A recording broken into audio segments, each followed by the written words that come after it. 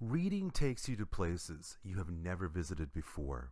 It enables you to escape your life and enter into the life of someone else. Whether it brings joy or tears, it is an emotional experience. Pam Garlick.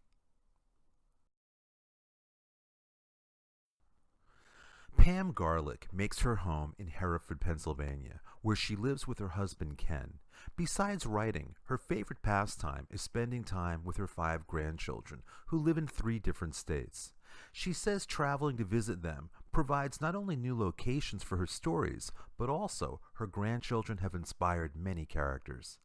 Family and friends are extremely important to Garlick. Because of this, she has spent a great deal of time writing about experiences she has had with those relationships.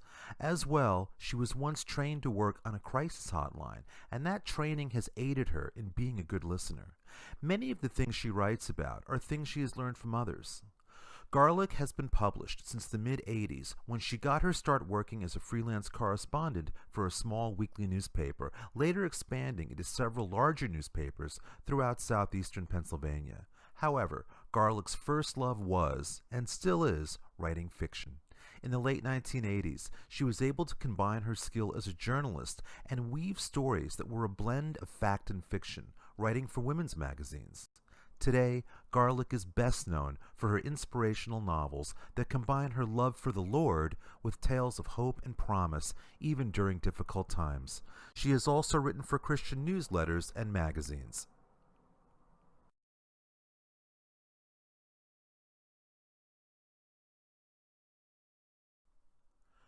My first novel, The Pineapple Inn.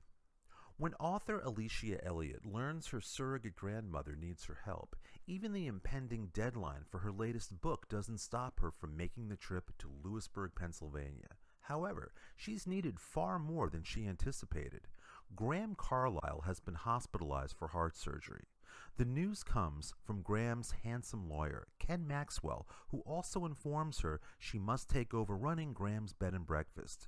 Ken and his large family show up frequently at the inn, offering help that is indispensable, quickly endearing them to her. In fact, the family is so intertwined with the inn's owner, it comes as a surprise when Alicia learns that should her dear friend die, the Pineapple Inn is bequeathed to her. Her question, "Why me?" goes unanswered due to Graham's slow recovery, and Ken's code of client-attorney confidentiality prohibits him from answering. While she grows closer to the Maxwell family, she begins to unearth answers to her question, and those answers shatter her to her very core.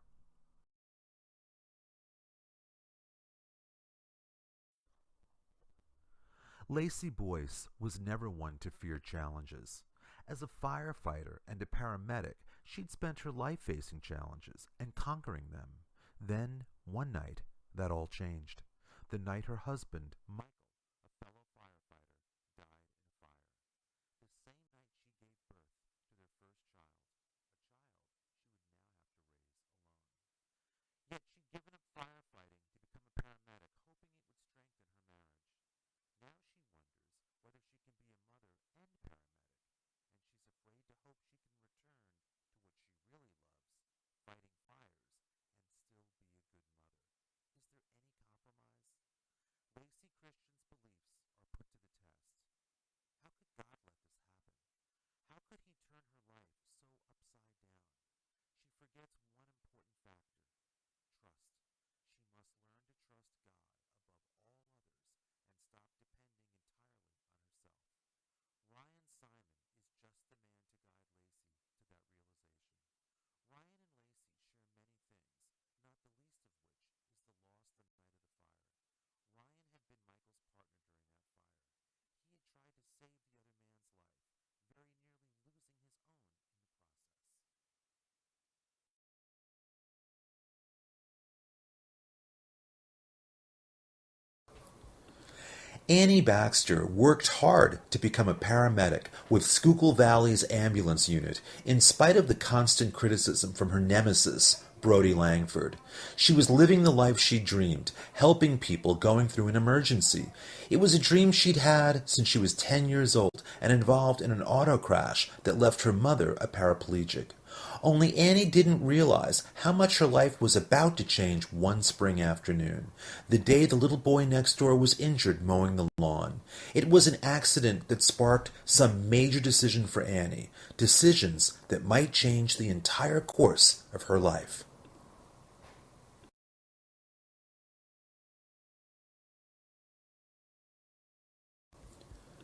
After the 10-year-old daughter of her best friend, Gracie, witnesses the brutal beating of her mother, she turns to Ashley for help. Ashley knows going to the police is not an option. The girl's stepfather is the culprit, and with his connections, there is no place to hide in Nashville. A key in Carolyn's necklace leads them to a post office box where Gracie has stockpiled money for just such an emergency. They also find a letter that instructs them where they should go. Paradise, Pennsylvania, perhaps the only place they will be safe, if not because of the distance, because of the person they will find there, Carl Miller, Carolyn's father. They make the long trip only to find Carl doesn't even know he's a father. Not that it matters. He takes to his new role as father just as instantly as he takes to his role of protector.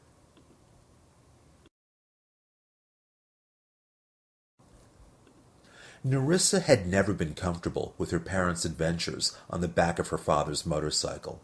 As far as she was concerned, his ending up in the hospital while on one run, as they called it, only confirmed she was right.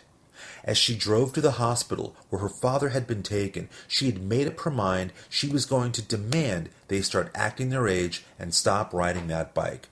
Only to her shock, that wasn't going to be necessary. When she arrived at the hospital, it was to a father weak following surgery, asking her to make his last ride. How could she refuse when it might be the last request he ever made of her? Except she couldn't ride. It seemed her parents had that all figured out. She was supposed to make that trip to Daytona Bike Week on the back of her father's bike with their good friend, Tim McPherson.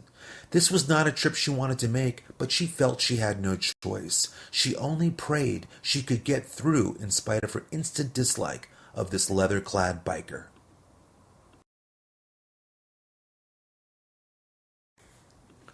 Patty Morrison was determined to hate Josh McIntyre, no matter how nice he was to her.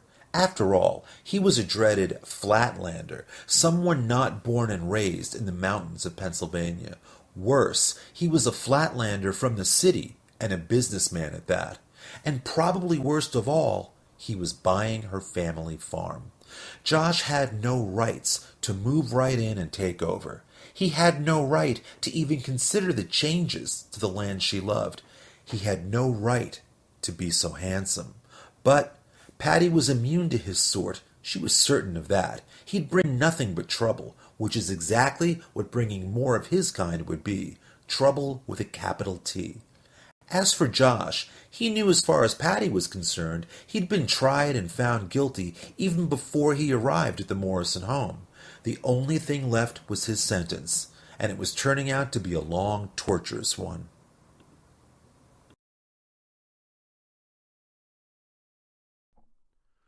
When Deanna Wayne left her job as director of Hope General's busy emergency room, she wasn't sure she'd ever return. That day had been too much of a reminder of another time she wished she could forget. It was a day she lost everything, including her faith. As she drove through blizzard conditions trying to get away, the last thing she expected or wanted to find was another emergency. But that was exactly what she found that night. Now her life would never be the same. The people she met after that fateful night changed her in a way she never would have thought possible.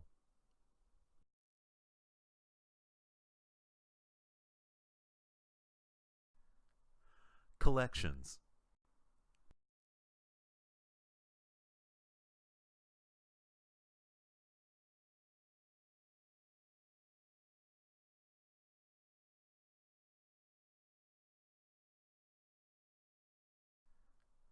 Collections.